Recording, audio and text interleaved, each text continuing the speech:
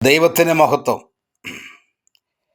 K V. Joseph എന്ന് പറയുന്ന ഒരു ക്രൈസ്തവ ഭക്തൻ ഇപ്രകാരം പാടി: നിന്ദിത പാത്രരായി മേവാൻ നമ്മെ നായകൻ കൈവിടുമോ? എഴുന്നേറ്റ് നാം പണിതിടുക, തിരുക്കരങ്ങൾ നമ്മോടിരിക്കും. അതേ പ്രിയരെ, നാം നിന്ദാപാത്രമായി തീരുവാൻ സ്വർഗം ഒരിക്കലും അനുവദിക്കത്തില്ല. കർത്താവിന് നീതിയുള്ള കരം എപ്പോഴും നമ്മോട് കൂടെ ഉണ്ട്. നാം ലജ്ജിച്ചു പോകാനോ തകർന്നു പോകുവാനോ സ്വർഗം അനുവദിക്കത്തില്ല.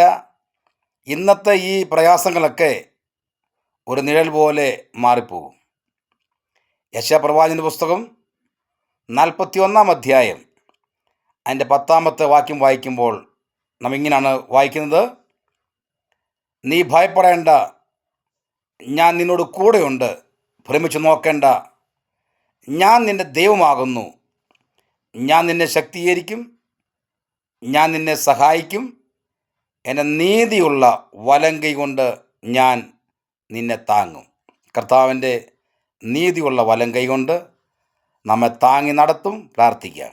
പരിശുദ്ധ പിതാവേ, നന്ദിയോടെ സ്തോത്രം ചെയ്യുന്നു.